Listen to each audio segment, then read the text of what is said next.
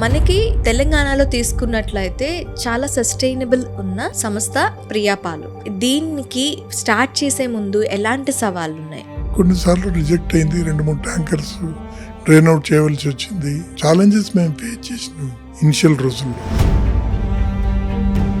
పాల కేంద్రాలకి పాలు పోయాలి అంటే వాళ్ళు సగం నీళ్లు సగం పాలు ఇవన్నీ పోసి తీసుకొచ్చేవాళ్ళు. విలేజెస్ తిరిగి వ్యాక్సినేషన్ చేసేది, వాటర్ సప్లై చేసేవాళ్ళం, తర్వాత ఎడ్యుకేట్ చేసేవాళ్ళం. మీరు మాకు సప్లై చేస్తే మీకు ఈ బెనిఫిట్ వస్తుంది.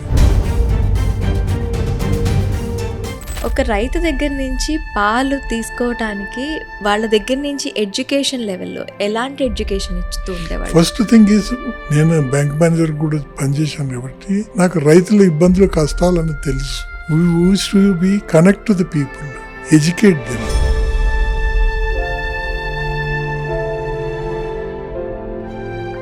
మన ఊరు మన డైరీ, ఈ స్లోగన్ ఎందుకు తీసుకున్నారు అసలు?